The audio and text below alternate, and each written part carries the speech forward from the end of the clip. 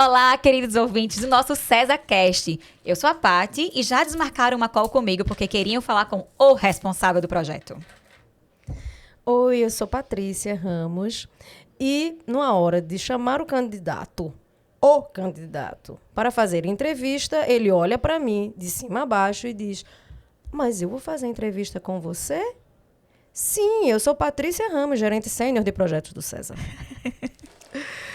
Oi, eu sou Thaís Nascimento e já tive que encarar muito aperto de mão frouxo e muito franzir de testes até descobrirem que eu sou designer e designer líder.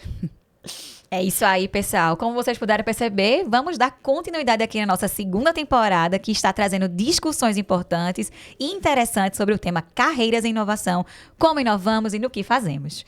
Se você está chegando por aqui agora ou não trabalha conosco, prazer! Nós somos o César, um centro de inovação que há mais de 2 décadas forma pessoas e potencializa as estratégias digitais de diversas organizações. No programa de hoje, vamos falar sobre como nós, mulheres, temos inovado em nossas carreiras, especialmente na área de tecnologia, como as empresas podem apoiar a inserção de mulheres negras no mercado. E nesse bate-papo bem legal, entenderemos o percurso das nossas convidadas, como elas passaram para chegar até aqui onde estão em sua carreira, como elas têm inovado e buscado continuamente a se destacar no mercado. Isso e muito mais após a nossa vinheta. Vem que tá massa!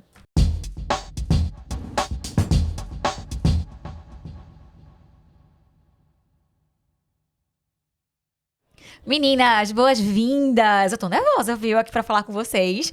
Essa temporada tá sendo muito especial pra gente aqui no nosso podcast, porque a gente tá fazendo essa conversa com as pessoas que fazem o César ser esse lugar extraordinário como ele é. Então eu tava bem animada pra esse momento de entrevistar aqui, né? Bater esse papo, na verdade, com essas pessoas incríveis como vocês são, tão importante, parceiras aqui do nosso processo e que eu admiro muito, né? Acho que eu tô aqui me tremendo, de verdade.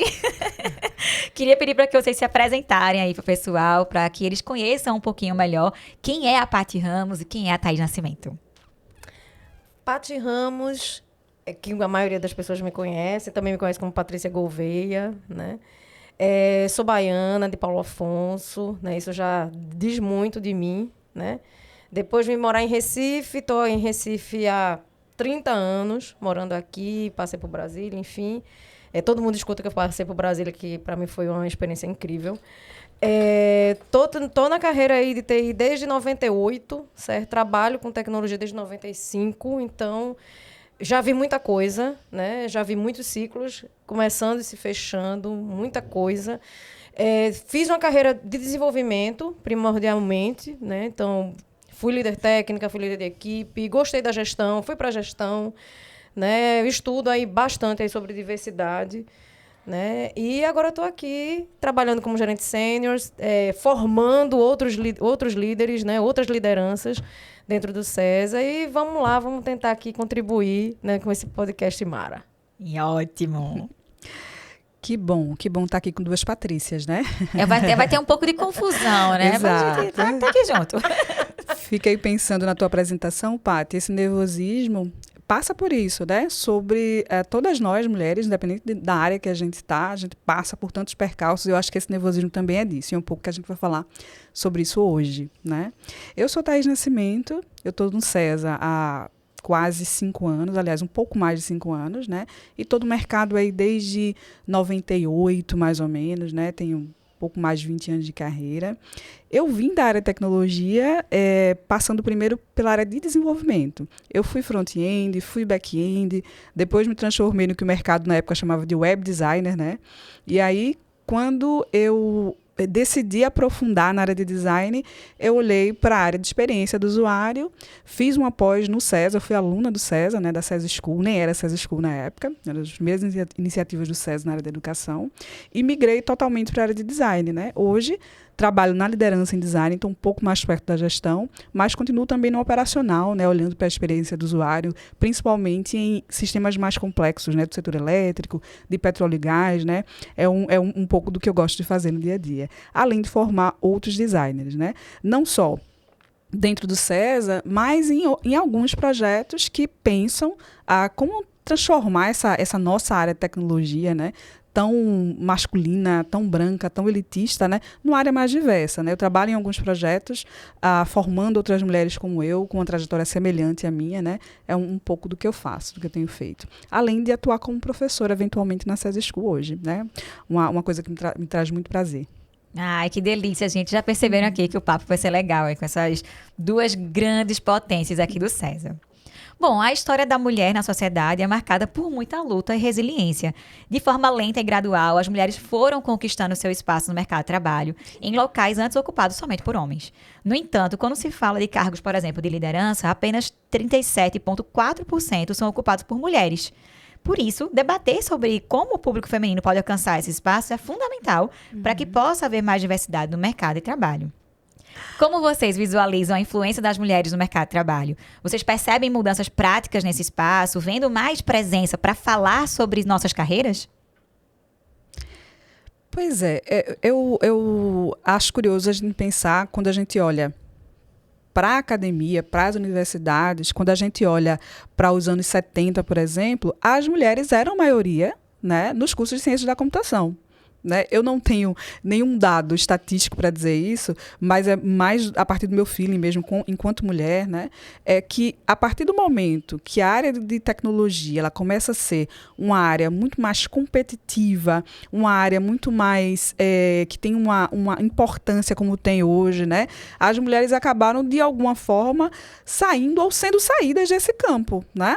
Porque não só o fato de ser mulher, mas o fato de termos várias jornadas, né, que se sobrepõem à nossa jornada de trabalho, né? Então, a partir do momento que esse ambiente se torna mais competitivo, e aí é uma visão minha, é uma visão pessoal, né? Eu acho que tem essa mudança do perfil das pessoas que estão lá, fazendo ciência da computação, pensando tecnologia, entrando nesse campo. Né? Só trazendo um pouquinho mais aí os fatos históricos, né?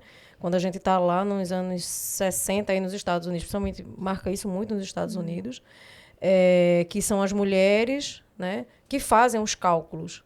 Né? Então, isso é feito, isso é considerado um trabalho operacional. Então, da mesma forma que eram mulheres, né, que trabalhavam em grandes galpões como telefonistas no início do século XX.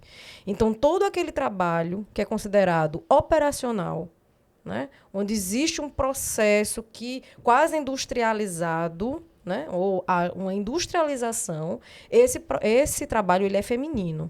Então, esse fenômeno ele já acontece no final do século XVIII, né, na grande Revolução Industrial, onde as mulheres vão para as fábricas, né, mulheres e crianças. Né? Por quê? Porque os homens vão para a guerra e as mulheres vão para a indústria. Então, nesse momento, existe uma questão do trabalho repetitivo. Né? E aí marca muito a sua fala inicial, né? A luta das mulheres foi uma luta de muita resiliência e sim de muitos protestos, porque foi a classe operária feminina, né, que começam os grandes protestos em relação à qualidade de trabalho nas indústrias. Né? E a partir do momento, né, que a computação chega ali no pós-guerra, pós-Segunda Guerra Mundial, e isso vira um trabalho novamente processual, repetitivo, quase industrializado, esse trabalho ele é feminino. Né? A partir do momento que aí já nos anos 80, né, que vem os computadores pessoais e que as mulheres, esse trabalho passa a ser intelectualizado, aí esse trabalho ele é masculino. Né? Então, não pertence mais à mulher. A partir do momento que esse trabalho é criado, né, as graduações de ciência da computação, elas já são criadas nos anos 70, 80. Então, esse trabalho deixa de ser feminino, porque ele passa a ser automatizado. Então, as mulheres saem desse processo manual, né? E elas não vão à universidade para se formar em cursos de ciências para fazer a parte do intelecto. Então, tudo aquilo que envolve o intelecto, ela passa a ser realizada por uma elite. Então, se você também, da mesma forma, volta para o século XVIII e olha os empregos, né? As profissões que requer uma intelectualidade, essa intelectualidade ela é masculina e branca. Certo? E isso vai persistir por todo o século XX, com algumas exceções. Aí você vê alguns pensadores, né, negros, e desde o século XVIII, né? Porque ter um negro ou uma mulher negra como o preto único, a preta única, em qualquer espaço, isso sempre existiu. desde a época da escravização, né? Sempre tinha aquele que estava ali, né, furando a bolha, né? Essa pessoa ela sempre existiu, né, em todo o trajeto ali, século XVIII, XIX, XX e agora no século XXI. Então, é a partir das lutas, né, dos movimentos sociais, aí eu vou trazer o recorte para o Brasil, né? Então, os movimentos sociais, né, os movimentos negros que foram atuantes nos anos 70 e 80, trazem aí uma discussão, né, para a sociedade, e aí já são negros, já intelectualizados, que conseguiram furar a bolha de alguma forma, porque não tinha cota, não tinha nada, mas eles chegaram a esse intelecto e começam a questionar a sociedade, né? E a mulher negra ali, muito na voz da Lélia Gonzalez, falando, né? Gonzalez, falando sobre essa voz da mulher negra dentro da intelectualidade. Então, é sempre isso. A mulher, independente da raça, ela está vinculada a trabalhos manuais repetitivos. Aí você já faz logo paralelo, eita, dona de casa. Né? E os homens estão sempre nos trabalhos intelectualizados. E quando a gente vai fazer o recorte raça, é sempre o homem branco. Certo? Porque o homem negro precisa fazer o trabalho de peso. Né? É o estivador, né? É o operário. Né? E a mulher não. A mulher é a empregada doméstica, é a babá. Né? Mas são trabalhos manuais. Certo? Então, é isso. Então, o mercado ele muda a partir do momento que os movimentos sociais, né, e o movimento do proletariado ele começa a chegar na grande mídia, né, e isso começa a se espalhar também muito da mídia social. Certo? Acho que sem a mídia social, sem as redes sociais, a gente não teria chegado em tantas pessoas, porque aí potencializou. Né? E o fato hoje de qualquer pessoa da camada social ter um celular, né, que acessa uma mídia social, isso revolucionou. Então, é a partir desse momento, já pós 2010, 2015, que realmente a coisa toma um vulto e a gente começa a ver, de fato, essa mudança acontecer. Inclusive, de entrar, não só a mudança, mas a cobrança por essa mudança acontecer, né? Porque o que vocês trouxeram é incrível, porque trazem dados históricos, né, de outras décadas, mas que influenciam até hoje, inclusive, no formato que a gente conduz os tipos de trabalho que a mulher é inserida, né? Mulher independente de raça e de gênero, né? Porque acaba que, ainda assim, há o reflexo de se ter mais mulheres numa camada de base, no sentido de empregos voltados para cuidado, para as áreas administrativas, só que auxiliares. E a gente, quando olha para a pirâmide da empresa, a gente vê realmente mais a presença de homens nisso, né? E por que isso? Não é de agora, justamente trazendo aí esse contexto histórico e como ainda influencia, né? É incrível trazer, é impossível não fazer essa análise, né? E quando a gente pensa em mudanças, né, a gente precisa entender que as mudanças acontecem sob demanda, né? São as pessoas que começam a entrar no mercado, olham para o mercado e se perguntam: por que eu não estou aqui? Por que pessoas como eu não estão aqui? E as mudanças começam a partir dessa demanda, desse olhar de quem está no mercado, né? Lembro que quando eu entrei no mercado, há mais de 20 anos atrás, eu era a única mulher dentro de um curso técnico na área de desenvolvimento, e eu era a única pessoa negra da escola. Né? Assim, enfim, hoje, 20 anos depois, inclusive eu acho que as cotas elas têm um papel importante nisso, né? Porque outros atores, outras atrizes começaram a entrar na universidade, no mercado e começam a questionar. Você vai encontrar, por exemplo, vários grupos, né, de mulheres na área de tecnologia, na área de desenvolvimento, na área de design, na área de testes, né? Pessoas que estão na área fazendo a ponte para que outras pessoas como a gente cheguem nessa área, né? Pessoas negras, mulheres, pessoas com deficiência, LGBTQIA+, enfim. A gente começa a demandar o mercado, né? E essa mudança começa a acontecer. A mudança só acontece sob demanda. Acredito nisso. A militância e o incentivo de causas sociais, né, fomentou nas empresas uma maior cobrança de se ter política para grupos minorizados. E com isso, vemos mais ações de diversidade e inclusão no mercado. Contudo, há ainda diferenças salariais e pouco espaço em certos mercados também. É ainda uma importante análise quando paramos para pensar nos recortes de dados envolvendo raça e gênero. Por exemplo, mulheres pretas e mulheres trans acabam sendo pouco envolvidas nessa fatia quando a gente pensa no mercado voltado para mulheres. Como essa questão teve reflexo na carreira de vocês, meninas? Bora. Veja, como Thaís, né, eu fui a única menina preta, né, dentro dos espaços, né, de escolas que eu tive. Eu costumo dizer, tem algumas pessoas olham para mim e dizem, mas você é guerreira, você foi... Veja, qualquer pessoa preta neste país, ela tem noção do racismo a partir dos 5 anos de idade. É fato. É inevitável, certo? A diferença, talvez, para mim, para outras pessoas negras, é que meu pai saiu da periferia. Eu já contei essa história algumas vezes. Meu pai saiu da periferia. Eu não. Né? Ele já estava...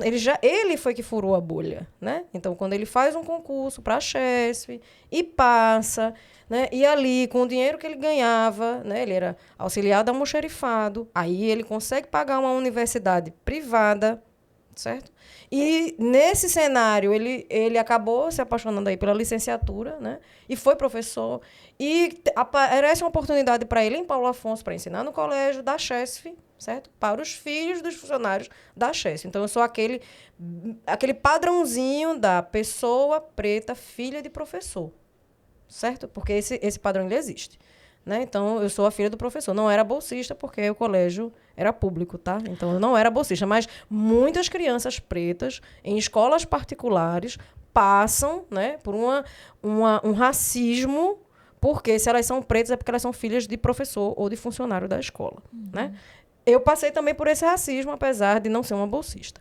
Mas, enfim, eu tive o privilégio de estudar numa escola excelente. Certo? Então, o Colégio Paulo Afonso, quem é de Paulo Afonso e está escutando agora sabe o que era o Colégio Paulo Afonso nos anos 80.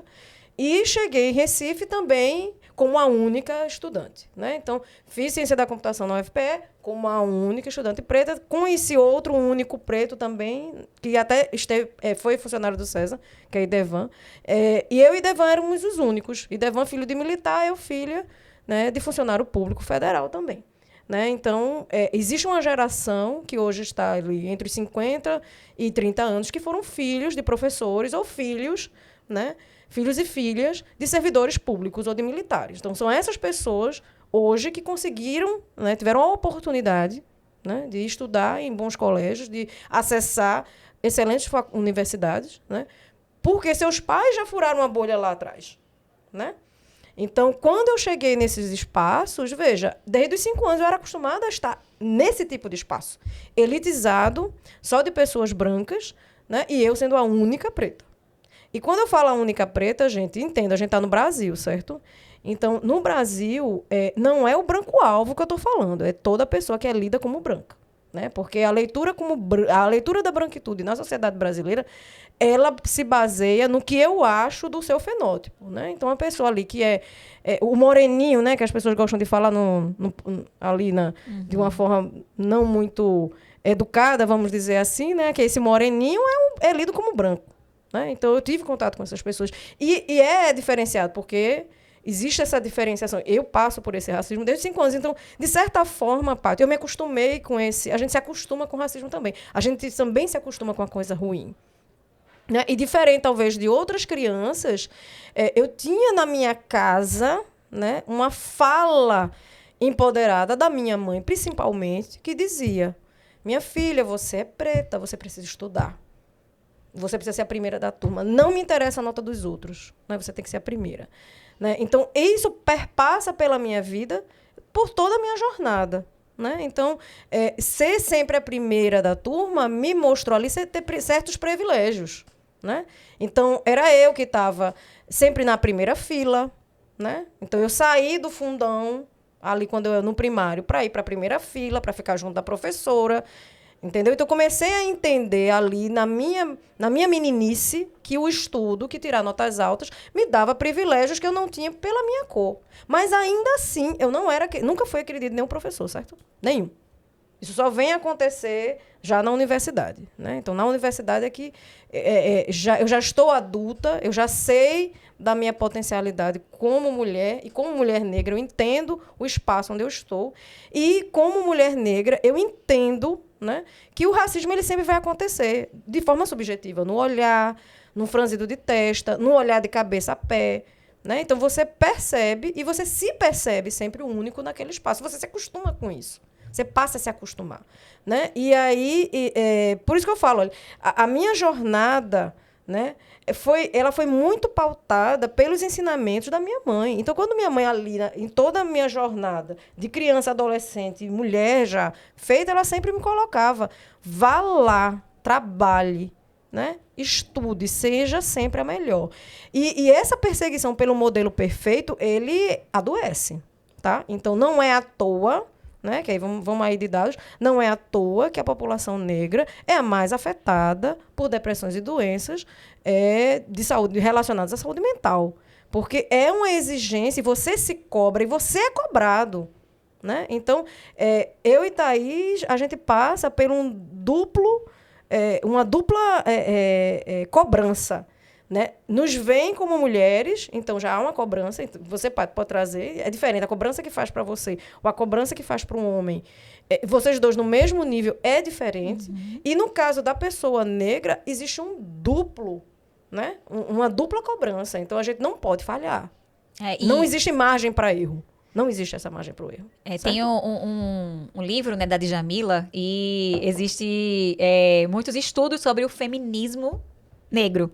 E quanto que eu comecei a perceber, né, o meu papel, incluindo como mulher também, lutando por causas de mulheres, que eu ainda estava muito longe de apoiar uma totalidade. Porque justamente isso que você está falando, Paty, há uma diferença de discursos quando a gente vai estar falando sobre grupos minorizados, mulheres brancas. Quando a gente vai estar pegando a pauta de mulheres negras, mulheres trans, a gente ainda está muito aquém, né? Quando pensa na parte institucional, porque os problemas, inclusive, que são levantados no livro da Djamila, ela fala que a invisibilidade da mulher negra dentro desses espaços acaba nem dando a oportunidade para que a gente entenda quais são as demandas específicas para ela e quais são os problemas que a gente pode, inclusive, auxiliar. É pensado numa totalidade geral. E não deve fazer isso, né? Acredito que vocês passaram muito por isso dentro do contexto histórico na carreira de vocês, e é por isso que a gente está aqui querendo ouvir, entender mais, para como a gente consegue incentivar as organizações a ampliar justamente esse olhar, para que quando pense nas causas de iniciativas para grupos minorizados, possa ter essa fatia mais ampliada de fato. É curioso a gente pensar, né, sobre... Hoje nós trabalhamos no ambiente de inovação. E é impossível pensar em inovação sem pensar em diversidade, né? E não sou eu, Thaís, que está dizendo isso, né? São várias pesquisas, né? Em vários cenários, a gente consegue entender que quanto mais diverso for quem está trabalhando com tecnologia, a gente vai conseguir soluções melhores, mais amplas e, portanto, que vão atender um número maior de pessoas. Então, isso é óbvio, né? Não é só do ponto de vista humano, é também do ponto de vista de negócio, né? A diversidade, ela aumenta a receita final de uma empresa, né? Porque tem várias pessoas com background diferentes, com vivências diferentes, com formações diferentes, pensando numa solução, né? Então, não deveria ser algo que a gente precisa lutar, né? Deveria ser algo que está dentro do cerne de toda empresa, né? Pensar em tornar os ambientes mais diversos, né? E é mais rico também, né? O SESA, a gente tem um ambiente muito diverso, né? A gente tem pessoas de cidades diferentes, né? Aqui, por exemplo, tem muita gente que estando em Recife, né? Que é do interior de Pernambuco. O SESA existe em cidades diferentes do país. Hoje, depois da pandemia, a gente está em várias cidades, em vários locais, né? Estamos aqui juntas, eu e Patrícia, nós duas estamos... Paty, gerente de projeto, eu, liderança em design, né? Isso é uma exceção estatisticamente, como você bem trouxe, né? Quando a gente vai subindo na carreira, né? Ocupando o cargo de liderança, se na base a gente consegue enxergar outras mulheres, né? Quando a gente vai subindo na carreira em relação à liderança, a gente vai se tornando a única, né? Muitas vezes, uma das poucas mulheres, a única mulher. E quando a gente faz o recorte racial, somos as pretas únicas, as negras únicas nos espaços, muitas vezes, né? E quando a gente pensa em sermos mulheres, né? E quando a gente pensa em sermos mulheres, né? Há outros pontos também de diversidade, né? É a diversidade sexual, é a orientação sexual, é o ser mãe, né?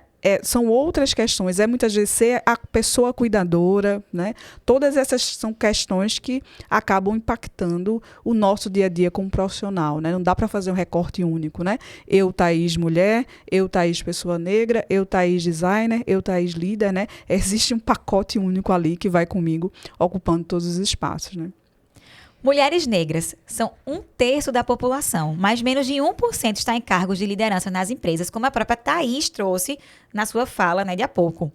Como podemos utilizar a inovação nas carreiras como aliada para mudar o futuro e termos mais representatividade feminina nas empresas? Eu acho que o primeiro ponto que talvez aí impeça, não é, essa chegada dos grupos minorizados a postos de liderança e a postos de poder decisório, né, vem da própria, vamos dizer, eu ia dizer classe dominante, mas das pessoas que estão hoje, né, no poder decisório, que na sua grande maioria são homens brancos, certo? Que vêm de classes sociais já mais elitizadas, é entender que todas as pessoas, inclusive as pessoas que são de grupos minorizados, têm vieses inconscientes. Então, se a gente não conseguir visualizar isso, entender que os vieses eles existem, a gente não vai progredir. Eu sei que esse meu não agora foi muito forte, certo? Por quê? Porque essa luta, né, ela é uma luta já secular, gente. Né? Então, assim, se a gente pensar direitinho, né, a luta dos movimentos de equidade, de valores como eu ter liberdade, eu ser considerado como igual na sociedade, ele já vem... Vamos combinar que já estamos entrando nos 600 anos dessa história. Né? E a gente não pode deixar de considerar que o nosso país... Né? Ele foi formado sobre uma lógica patriarcal, colonizadora, branca, europeia. Né? Onde essa lógica europeia é uma lógica de dominação de um povo contra outros povos. E esse inconsciente ele perpassa de geração em geração, de geração em geração. Então, não é porque você branco, né, brancos e brancas, acham que mas eu nunca fui capaz de fazer um racismo, nunca fui capaz de chamar alguém ou de menosprezar alguém. Pare, respire, né? Busque aí no Google, na internet, faça a sua busca, vieses inconscientes, e você vai se identificar. Né? Existem várias linhas de pesquisa no mundo sobre isso, né? Onde tratam o viés inconsciente, inclusive como um viés inconsciente biológico. Ou seja, você herda certos vieses inconscientes. Então, é um campo de pesquisa já, que a coisa já é vasta e tem artigos e livros e muita coisa para você, né, se aprofundar nisso, e aí você precisa parar. Veja, se tem vários cientistas falando sobre isso. Eu, né, preciso entender que eu aqui posso ser um cara, o tampa, né, do crush, como a gente fala aqui em Recife, da codificação, da gestão e tal. Mas existem outros pesquisadores que estão falando sobre isso. Então, a gente consegue esses pequenos progressos, vamos chamar assim. Né? Então, dia desse eu estava conversando com uma amiga minha que é jornalista, e ela estuda muito sobre isso, e ela falando, Patrícia, existem duas forças, né? A força do império e a força do povo. E essas forças elas geram um balanço ao longo de toda a história da humanidade. Né? Então, se a gente pensa no império, né, português, e depois o império brasileiro, e depois vem um povo, né, esse povo, o povo nativo, povos indígenas nativos, está certo bem, pessoal branco. Povos nativos indígenas, povos, né, traficados, africanos, e esse povo começa a lutar. Então, há sempre um jogo, um balanço de poder. E, nesse momento, é um sobre o outro. Em alguns momentos, esses povos vencem, e aí conseguem alguns progressos, certo? Então, eles conseguem algum progresso. Né? O que é que acontece aí nos anos 70, pouco, depois nos anos 80, a gente consegue ali pela Constituição, né? A nossa Constituição dos direitos humanos, onde o negro é igualado, o indígena e o branco são igualados perante a lei. Gente, isso foi em 1998, foi ontem. Certo? Que derruba todas as leis anteriores, inclusive uma da Constituição de 1924, que fomenta a eugenia. Então, isso é muito sério no Brasil. Então, quem não sabe disso, procure, faça uma pesquisa aí no Google. Constituição Getúlio Vargas, 1924. Você vai saber até qual é o artigo que fala fomento à eugenia. Então, houve um fomento à eugenia nesse país, certo? Até os anos 60, a mulher, para tirar um passaporte, precisava da autorização do marido. Até ontem, a mulher, para fazer uma esterectomia, precisava da autorização do marido. Ontem, 1922. Certo? Ontem, ano passado. Então, assim, quando a gente vê, né, que a nossa sociedade, né, carrega em si vários vieses inconscientes e conscientes, né, que é quando o racismo ele é de fato direto, o racismo é na pessoa. Eu chamo você de macaco. Eu chamo você, né, de vadia. Eu chamo aquele cara de viado. Então, esse é o racismo direto, né? É o direto, é de uma pessoa para outra. Né? A gente não está falando desse. Eu estou falando do outro, o estrutural. Aquele que, se tiver eu e Thaís... pensa em um restaurante bom aqui em Recife, sei lá.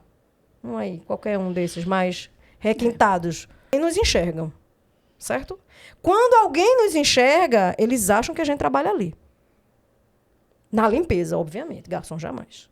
Então, assim, esse é um viés inconsciente, entendem? Então, é quando você visualiza uma pessoa e aquele estereótipo do subalterno vem à tona na sua mente. Certo? Que é a frase lá que eu falo, né? A pessoa, o candidato olha para mim e diz, é você que vai me entrevistar?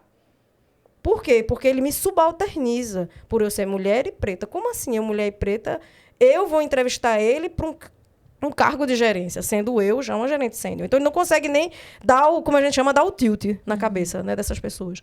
Então, a gente é um ser estranho. Né? Então, quando a mulher chega num ambiente de poder decisório ou de autogestão, né? Eu estou falando, diretoria se levam nas empresas, ela diminui. Por quê? Porque aquilo é um poder muito grande. Né? Então, as mulheres não devem estar ali. Porque, lembra daquela minha fala anterior? Às mulheres é dado sempre os trabalhos manuais e repetitivos. Como assim? O que é que essa mulher está fazendo aqui? Então, eu vou testar para ver se ela é boa mesmo. O que é que essa negra está fazendo aqui? Ou o que é que este negro está fazendo aqui? Ele tem algum defeito. Então, eu vou lá cutucar aquele defeito dele. E nem sempre, né, essas pessoas, como eu, estão prontos, né, ou estão preparados emocionalmente para esse tipo de disputa, porque ela é desleal. Ela é muito desleal. Então, o que faz com que essas pessoas não alcancem esses níveis hierárquicos é, sim, o viés inconsciente. É aquele inconsciente do vou testar essa mulher negra, que não faz com a mulher branca, e muito menos com um parceiro igual a ele. Homem branco igual a ele. Aí que não faz mesmo, certo? Então, à medida que você vê, e você olha as empresas, você olha o governo, você olha as prefeituras, governo do estado, e vai por qualquer outro setor, certo? Qualquer outro setor, esporte, entretenimento, qualquer coisa que você vê, você sempre vai ver as pessoas negras ou os grupos minorizados aqui, LGBT aqui embaixo ainda, a depender da cor da pele. Certo? Porque se for um LGBT branco, às vezes ele fica paridade. Ele chega na paridade. Certo? O negro não. Então, a gente precisa falar sobre o viés inconsciente. Né? A gente precisa entender, né, que todos nós, inclusive eu mesmo que estou falando isso, temos viés inconsciente. Temos, é claro que temos. Pela educação que a gente teve, pelo país que a gente vive, né, pela cultura que ainda permeia. É uma cultura masculina, é uma cultura de opressão. Né?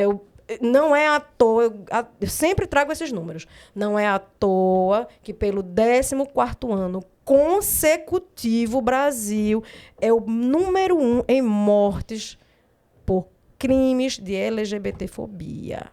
O Brasil é 5º em feminicídio. Não é à toa. Então, um número desse, gente, não vem do acaso. Pode, qualquer mulher que esteja me escutando agora, branca, preta, indígena, miscigenada, tenho certeza que sabe lá no inconsciente dela de um caso que ela passou de assédio. Não tem essa. As crianças, a menina já passa. Eu passei por assédio com 10 anos, com 11 anos. Né? Então, assim, a gente precisa entender que os vieses estão aí. Então, a gente precisa entender e precisa se aceitar com esse viés para a gente começar realmente a fazer uma mudança de verdade. Então, as pessoas... eu gosto muito de Silvio Almeida quando ele diz nós, negros, queremos, sim, as oportunidades. A gente não vai ganhar essa luta sem a branquitude.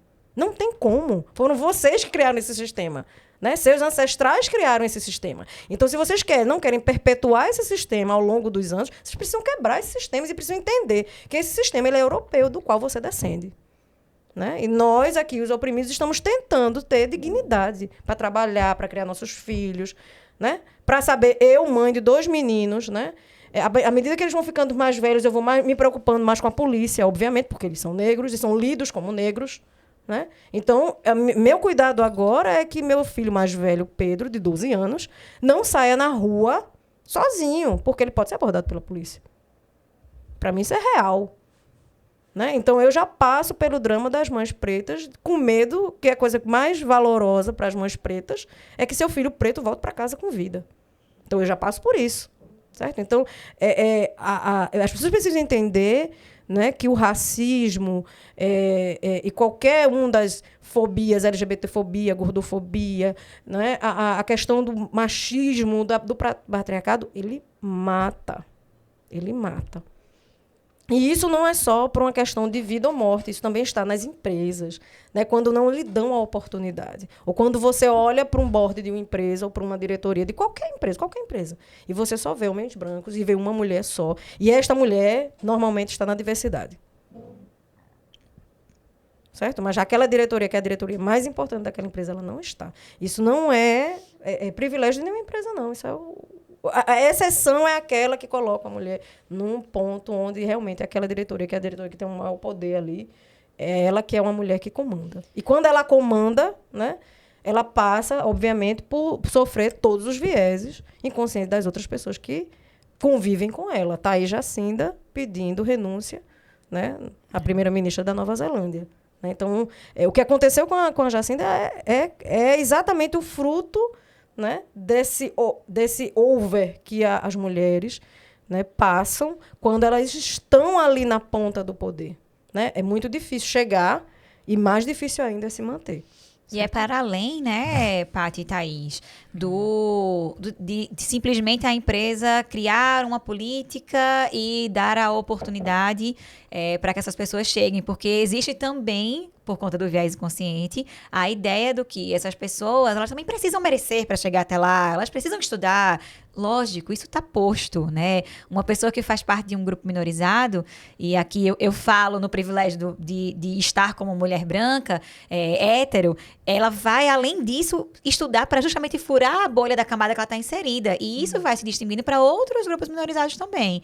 Então, para além do viés inconsciente e da oportunidade que a empresa precisa ter, uma pessoa precisa também inovar na sua carreira, mas ela já faz isso sempre. Ela já supera os obstáculos desde, como a Paty falou, né? Desde muito antes de se pensar no mercado de trabalho. Thaís, como é que você pensa em relação a isso também? Pegando o gancho que Patrícia trouxe, né? A Paty Ramos. Como inovar na carreira, né? Como entrar nessa carreira dentro desse ambiente tão perverso até, né? Que a gente tem esse ambiente social de tanta exclusão, né? De tantas dores, né? Ser mulher negra, ser uma pessoa LGBTQIA+, ser uma pessoa gorda, né? Todas essas coisas que nos atravessam enquanto pessoas, né? Como está no mercado de trabalho apesar de, né? Uma coisa que existe hoje e que não existia quando eu comecei na carreira, na área, são esses grupos de apoio, né? Essa conexão de pessoas que estão na área iguais a você. Né? A gente encontra hoje mulheres na área de TIC, designers negros, por exemplo. A gente pode citar vários grupos que existem nacionalmente. Né? UX para Minas Pretas, Pretuxi, tem vários grupos. Né? Afroiá, exato. PyLadies, vários grupos, né, de apoio. E isso faz com que a gente se fortaleça, né, estar em grupo, né, criar conexões. Eu acho que auxilia muito nesse processo, tanto de entrada né, de você entender que você está num espaço seguro, que você pode construir um espaço seguro lá, junto com outras pessoas, né, quanto à permanência, porque mais difícil, às vezes, do que entrar no mercado é se manter nele, inclusive, e continuar avançando em relação a ele, né. Quando a gente olha para as emissões que estão acontecendo em massa nesse momento, é um ponto de interrogação.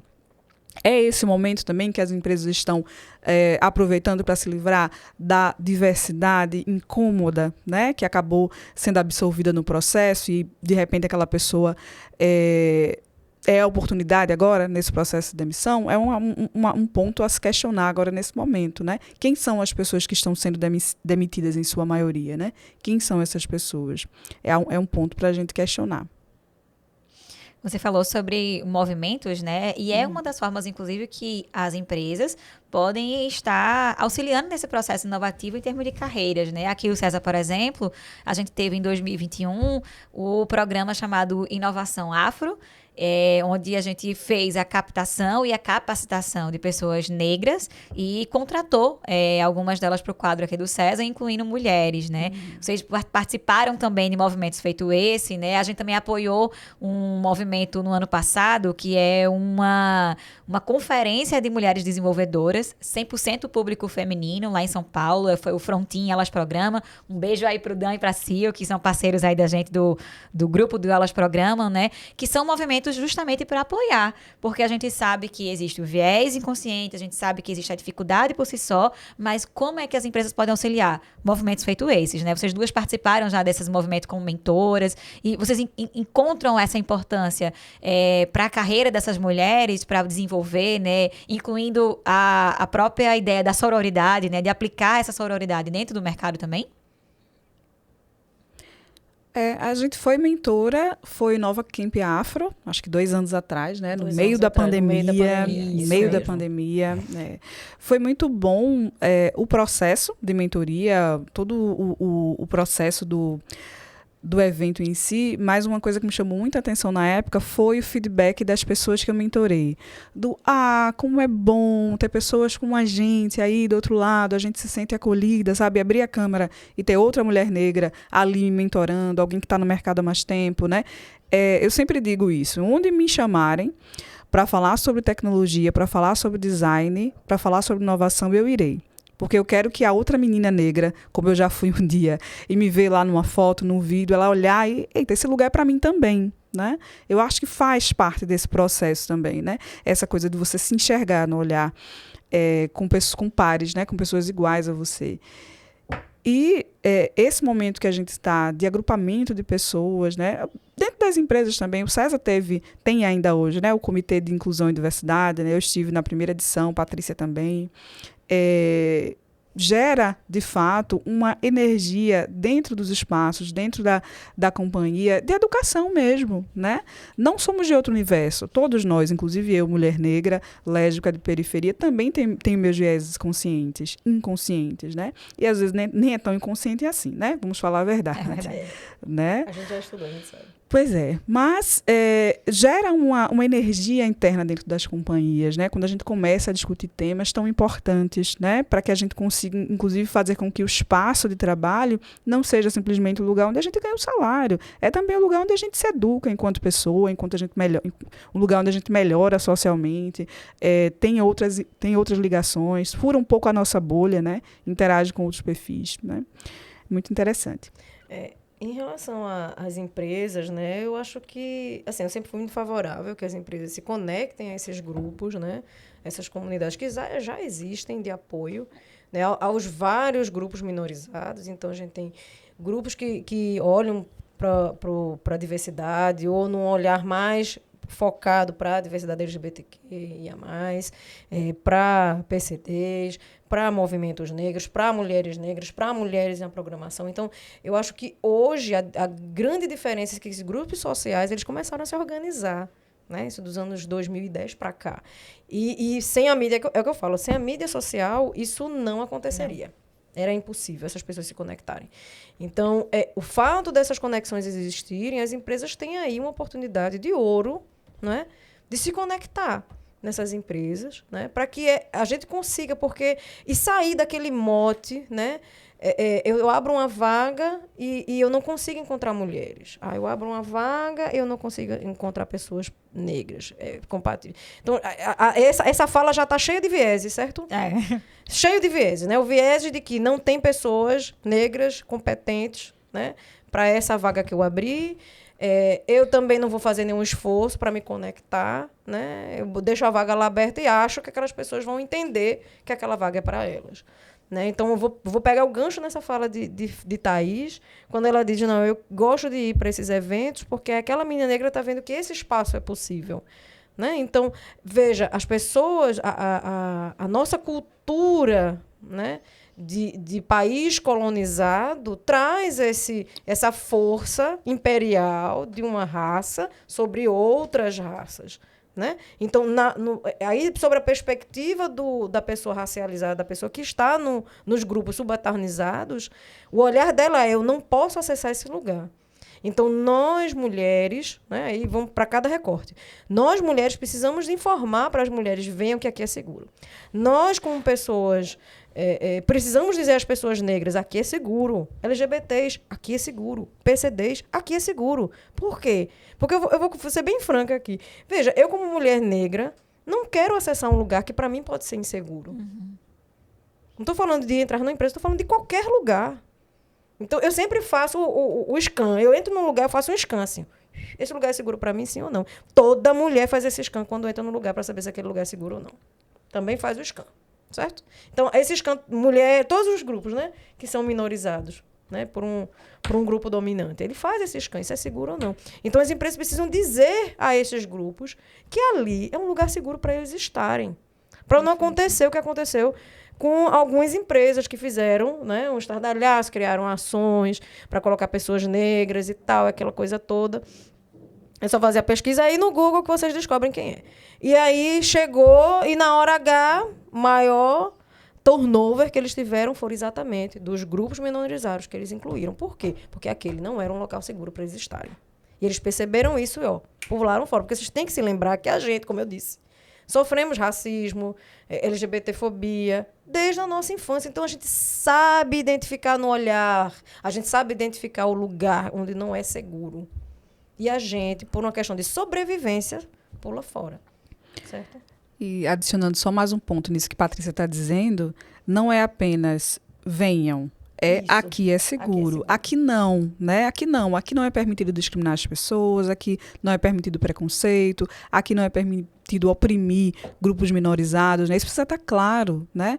É muito mais. Eu acho que o papel, por exemplo, do Comitê de Diversidade e Inclusão é muito sobre isso, né? É criar um ambiente realmente harmônico para receber pessoas diversas, né? Não sempre aquelas pessoas de sempre, que sempre estiveram nesse espaço de tecnologia, né?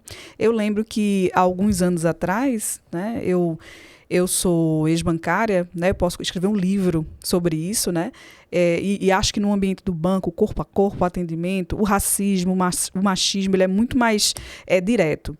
No nosso ambiente de tecnologia, não. A coisa é muito subjetiva. Né? Às vezes a não promoção, né? O não convite para determinada reunião, né? É o não referendar a opinião da outra, do outro, né? Às vezes é muito subjetivo. E quanto isso nos nega oportunidades de crescimento. Né? O quanto isso. E aí, como é que a gente consegue, às vezes, furar essa bolha, né? Para que a gente consiga não só entrar, mas permanecer e avançar na carreira? Não vejo receita prática boa e fácil. Né? Eu acho que a gente, quando eu olho para o mercado, quando eu entrei agora, a gente já deu passos largos, a gente já avançou um bocado, mas há muito ainda para ser feito. Né? E é isso muito que a Patrícia falou, e vários pesquisadores falam, vários intelectuais negros falam, várias mulheres que estão nos movimentos sociais falam. A gente precisa da ajuda de todo mundo. Né? A gente não consegue falar em inclusão sem trazer todos os atores para a mesa. A gente não pode falar de fim de racismo, se é que isso um dia vai acontecer, sem incluir as pessoas brancas. A gente não pode falar em não violência contra as mulheres sem incluir os homens nessa discussão, né? E todas as outras questões que perpassam o nosso dia a dia. Né? A gente só consegue se tiver todo mundo realmente na mesa discutindo isso, né? E o entendimento da importância, o quanto o avanço em relação a essas questões atinge e favorece todo mundo. Né? Se um dia a gente tem uma sociedade com menos racismo, certamente isso vai ser bom para ti também, Patrícia, você como mulher branca, né? Se a gente tem uma sociedade onde todas as mulheres estão seguras, isso também vai ser bom para os homens, né? A gente precisa pensar nisso, né? Que uma sociedade mais igualitária, uma sociedade mais humana, mais acolhedora para todo mundo, é bom para todo mundo, né? E para as empresas, né, que estão nos ouvindo, como é isso importante ter esse feedback mesmo de vocês, né, essa orientação, essas dicas, porque muitas delas ainda nem têm, por exemplo, um comitê consolidado como a gente tem aqui no César. E como é que a gente chegou, por exemplo, a esse comitê de diversidade e de inclusão, né? Ouvindo. Porque é muito simplório se você for pensar, não, vou construir uma ação de política para a inclusão e o fomento da diversidade, mas eu não escuto os grupos, né? E isso é completamente contraditório ao que se pretende com as práticas do comitê. Então, é dialogar. Se você ainda não tem, né? Se algum nosso ouvinte aqui quiser, inclusive, a gente tem materiais aqui no César sobre desenvolver a diversidade e a inclusão, né, no ambiente de trabalho, porque justamente houve essa possibilidade de ouvir essas pessoas, de promover esse espaço para que essas pessoas pudessem ter, né, essa fala amplificada. Então, é amplificar mais essas falas, né, dar essa oportunidade para que você consiga trocar e construir em conjunto. Isso é muito importante. E a gente falou aqui sobre a fatia das mulheres que são mães, né? A gente tem aqui duas mães, eu e a Paty Ramos.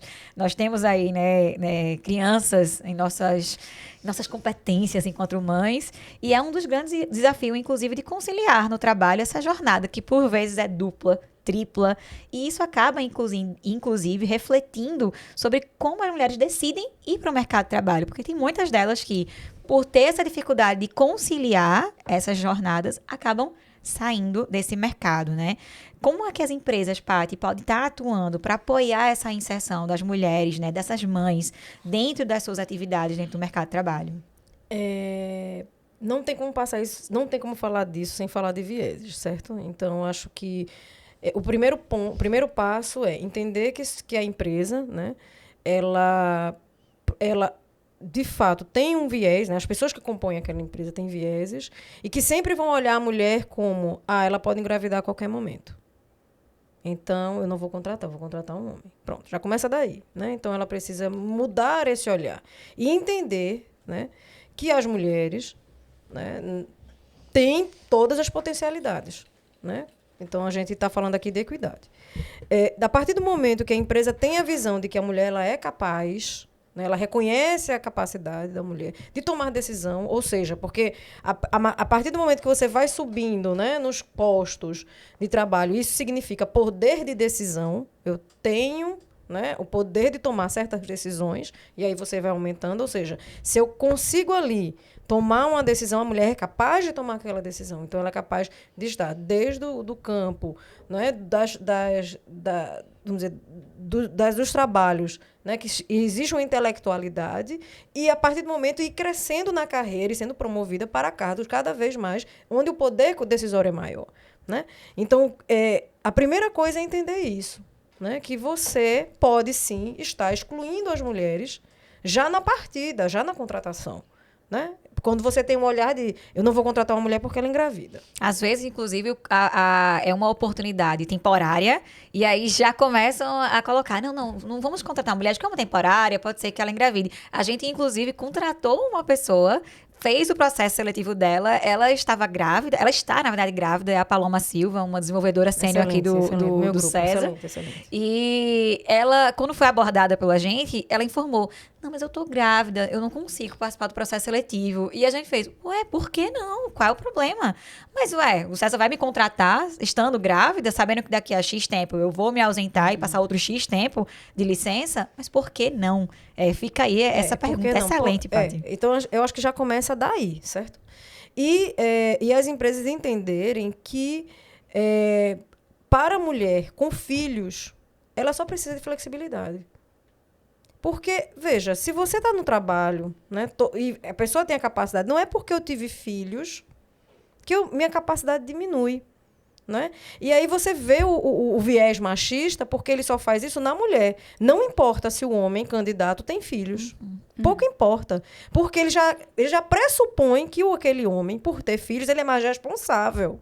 Então, é um melhor candidato. Porque ele tem uma família. Ele não vai chegar bêbado no outro dia, né? Então, vê como o viés é complicado. Então, para o homem é bom estar casado com filhos, né?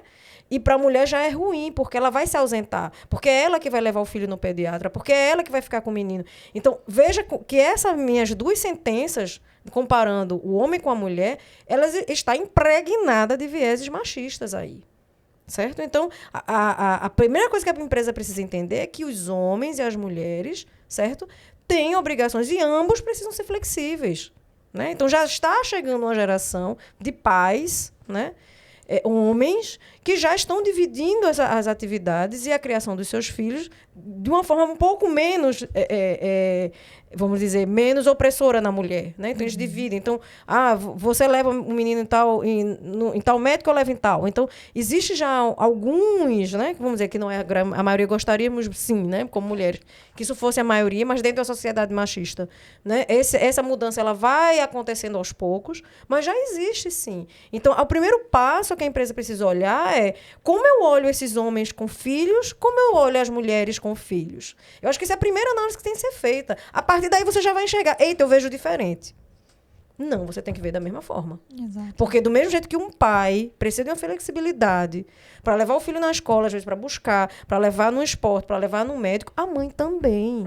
E aqui, quando a gente fala de pai e mãe, a gente fala na verdade, a gente amplia para cuidadores, inclusive, cuidadores, né? Nós temos aqui a nossa Squad de Saúde Integral, que trabalha em conjunto com a Squad, né? O Comitê de Inclusão e Diversidade, que já faz melhorias no nosso licença, que no mercado é paternidade, licença maternidade. Aqui no SES a gente já está trabalhando como implantar a licença de cuidadores, né? Porque isso amplia, inclusive, e como a Paty falou, né? Auxilia a desenvolver e amplifica esse olhar de como é que vai olhar. E foi ótimo você trazer isso na minha memória, porque a gente já tem casos, assim, de colaboradores que são cuidadores dos seus pais ou dos seus avós, né? Então, a gente já tem esse cenário aqui. Isso já é real.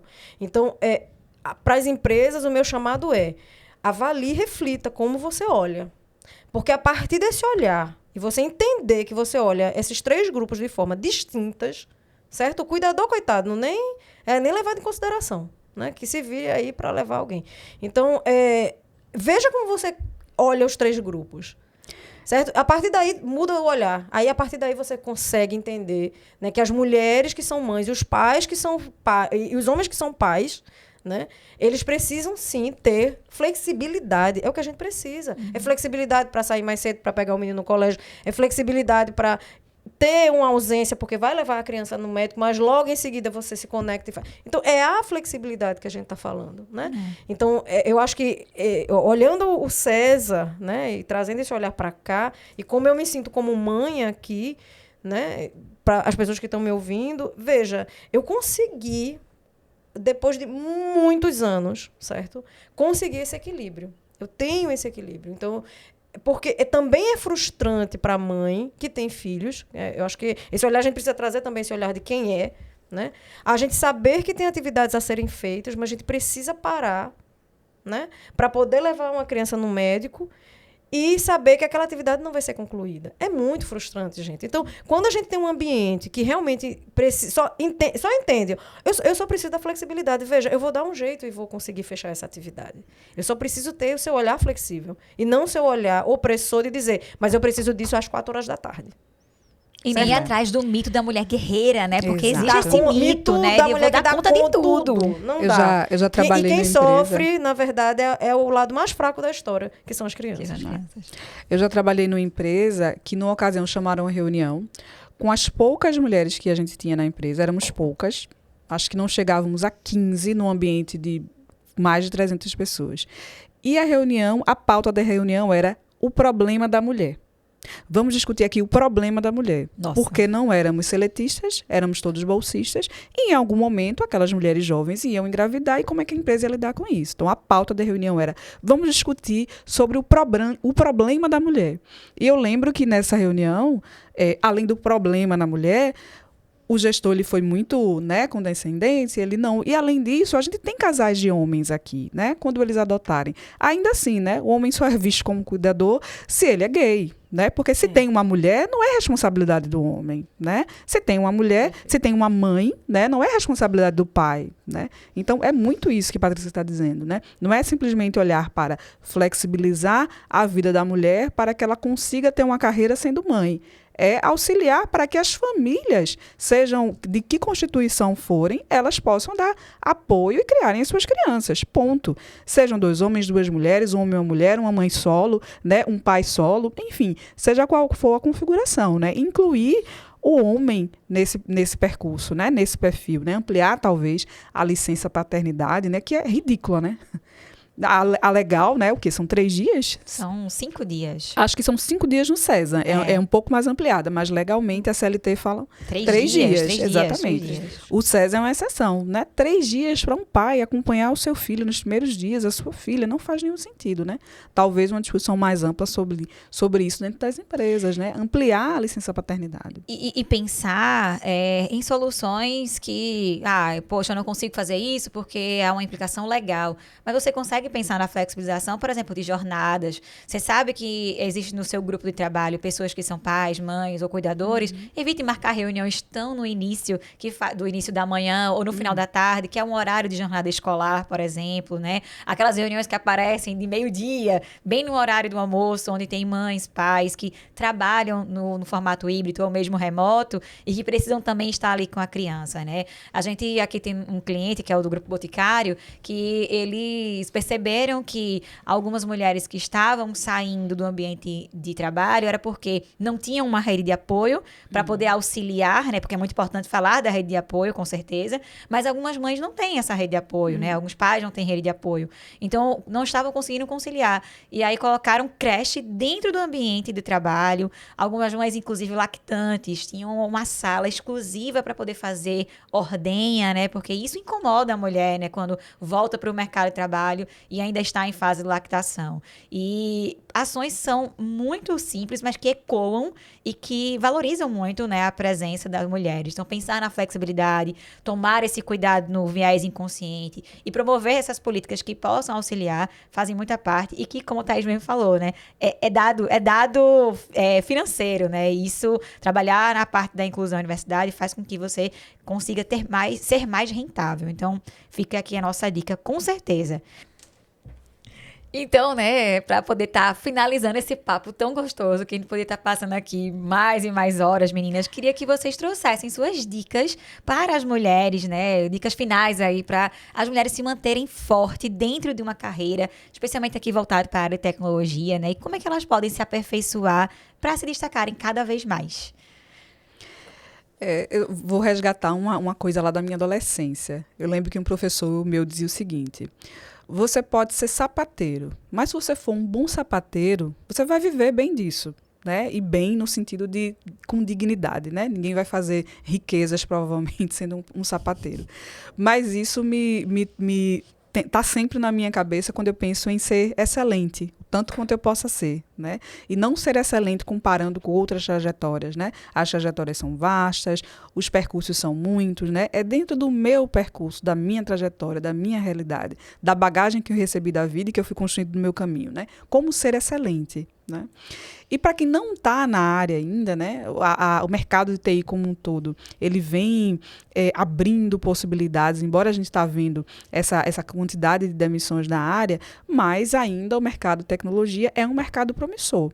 E hoje a gente olha para essa área não apenas olhando para o menino branco nerd lá quando a gente viu alguns anos atrás, mas é uma área que é para todo mundo, né? É para a menina negra, é para o menino gay, é para as pessoas gordas, é para quem vem das humanas, para quem vem das exatas, para quem é da psicologia, né? É uma área cada vez mais diversa, não só socialmente, mas também profissionalmente, né? A gente tem hoje, por exemplo, um time de design extremamente diverso. Somos mais de 100 pessoas, né? Acho que quase 130 pessoas, e dentro de uma diversidade muito grande de formação. Então, tem gente que veio das artes, tem gente que veio da computação, tem gente que veio do marketing, por exemplo, gente que veio de design como eu, e estamos todos dentro da mesma empresa e dentro do mesmo cargo, né? E como se manter, inclusive, atualizado numa área que é tão frenética, né? numa área que pede tanta atualização e que as coisas mudam tão rápido, né? É preciso também olhar para isso, né? Para que a gente não, primeiro, não entre num processo louco de atualização e de estresse e, ao mesmo tempo, a gente não veja o bonde passar e as coisas atualizem. A gente precisa ter esse equilíbrio entre o que a gente consome na internet, em que a gente escolhe como mentor, né? Eu entendo que cada influenciador desse hoje, né, tem um monte de gente na internet dando dicas absurdas ou não, né, sobre como migrar para a área, né? Escolher bem esses mentores, escolher bem esses materiais, né, para também não gerar uma sobrecarga, né?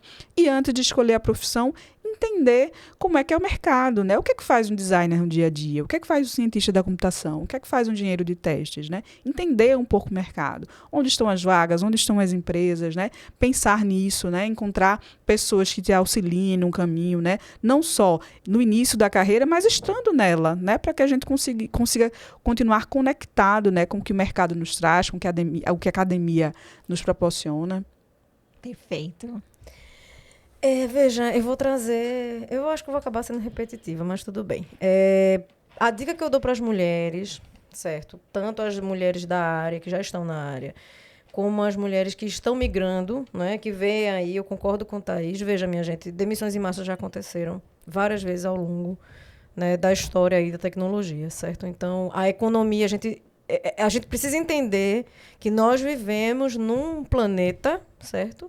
Que é totalmente interconectado.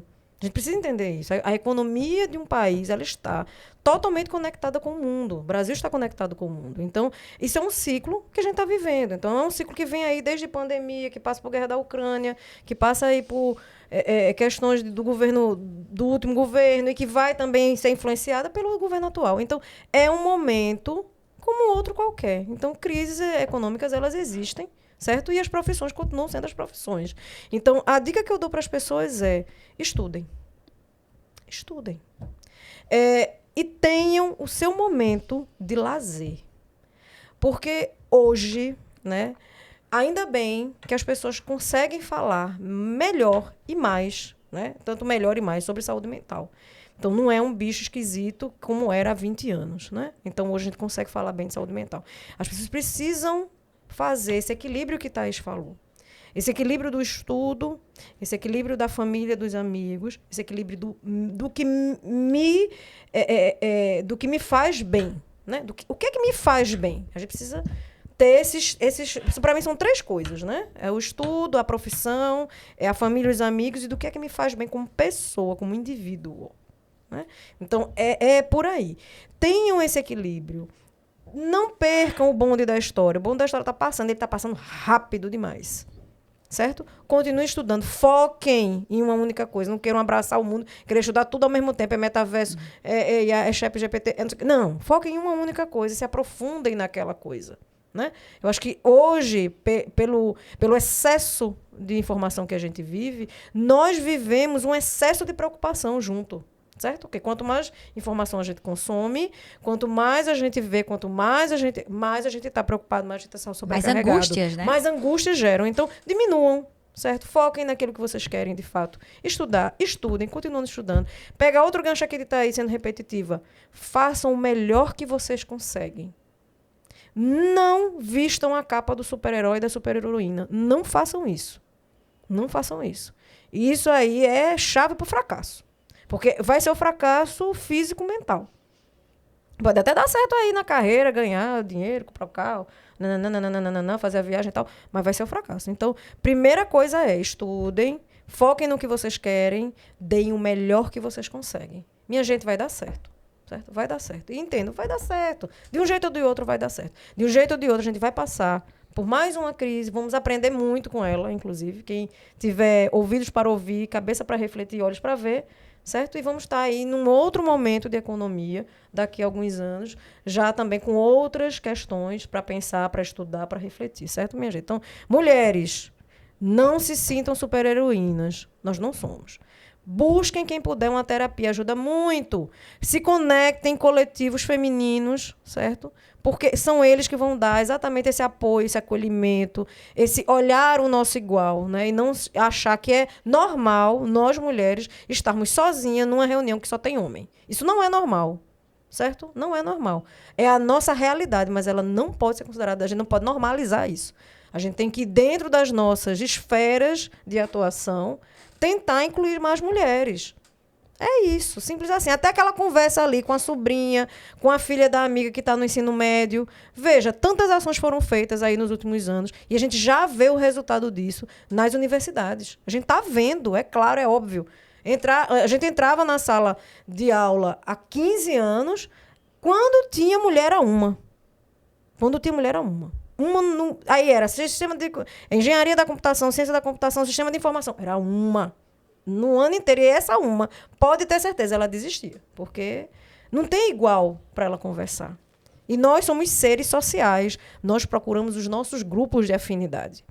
Certo? É isso, a vida é assim. Então, mulheres, entendam, estudem, cuidem da saúde mental de vocês, entendam que vocês são capazes de fazer qualquer coisa que vocês querem e estar em qualquer lugar que vocês desejam, certo? Mas dificuldades vão vir. Então, a terapia nos ajuda, conectar com coletivos femininos nos ajuda, buscar uma mentora mulher que já tenha passado por isso também ajuda. Entender que você, mulher, também tem vieses, tá certo?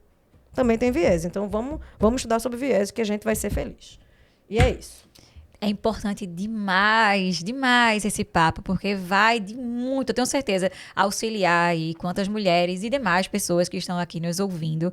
A gente tá, né, nessa série falando sobre carreiras e inovação, justamente para dar essas dicas de como inovar em sua carreira, não importa em que mercado você esteja. A gente teve uma pessoa que participou aqui conosco em um dos nossos episódios que falou que se a sorte me encontrou, eu estava estudando, né? Foi a Renata Celaro, uma gerente de projetos aqui no SESA, uma mulher também atuante, que auxilia tantas outras mulheres e que corrobora muito com o que vocês acabaram de falar, né? A importância de continuar estudando sempre, não importa quanto tempo que você tenha no mercado, a importância de você auxiliar outras pessoas a chegar no espaço onde você chegou, porque não é só chegar naquele espaço, é você também oportunizar outras pessoas a terem também espaço dentro dessa conquista. Que delícia de papo, viu? Eu fiquei aqui emocionada, de fato mesmo, muitas vezes. E foi um grande aprendizado aqui compartilhado. A gente teve a oportunidade de conversar sobre os viéses inconscientes, sobre os desafios e superações na carreira das mulheres, como os dados históricos são importantes para a gente entender esse mercado que a gente convive e como nós temos importante papel dentro desse mercado. Para estar cada vez mais fomentando aí a presença feminina no universo da tecnologia e tantos outros mercados de trabalho também. É isso, a gente chegou aqui ao final de mais um episódio do nosso podcast e gostaria de agradecer aqui a presença das queridas convidadas Thaís Nascimento, que é Design Lead aqui do SESA, e também da Paty Ramos, que é Senior Project Manager. Meninas, muito obrigada, foi um prazer imenso ter vocês aqui conosco, discutindo esse tema tão relevante para o crescimento de qualquer organização. Gostaria também de agradecer a você, nossa querida pessoa ouvinte, que ouviu esse episódio, convidar você aqui para deixar esse convite aqui para você continuar nos acompanhando nessa série sobre carreiras e inovação, que continue a seguir nosso podcast e acompanhar também o SESA nas redes sociais. Tem alguma sugestão, um comentário a fazer sobre o nosso assunto ou mesmo uma crítica? Fica à vontade, manda um e-mail para o podcast@sesa.org.br. Bora, Dali! Até mais!